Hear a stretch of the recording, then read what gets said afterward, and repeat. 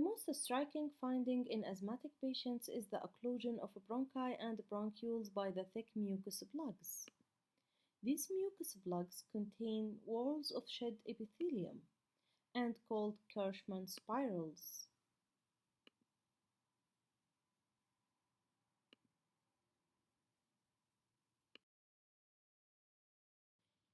This figure represents a bronchial biopsy from an asthmatic patient showing the following. Subbasement membrane fibrosis, marked by the yellow star. Eosinophilic inflammation, marked by the red star. And smooth muscle hypertrophy and hyperplasia, marked by the green arrow.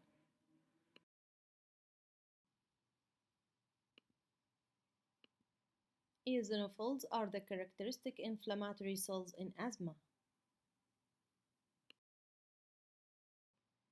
Charcot-Leyden crystals are another finding and represent crystalloids made up of the eosinophilic protein galactin-10.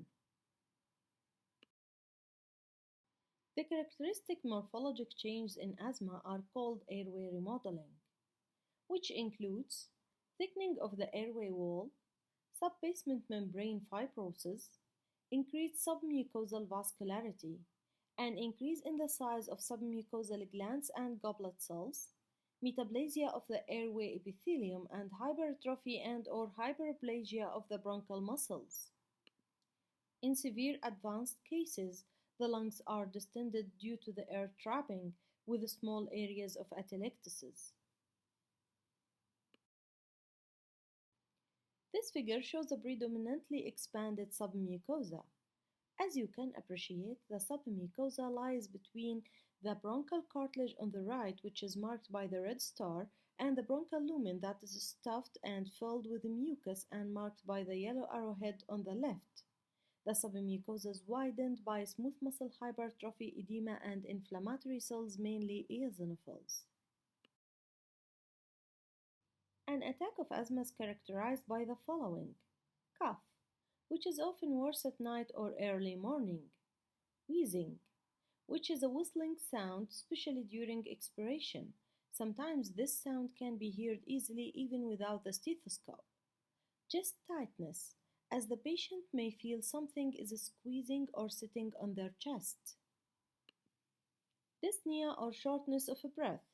It's like you can't catch your breath or breathe deeply enough. Asthma usually is associated with difficulty in expiration.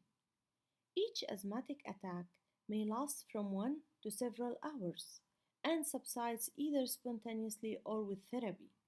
The intervals between the attacks are free from the respiratory difficulties. Remember, asthma is reversible except in advanced severe cases.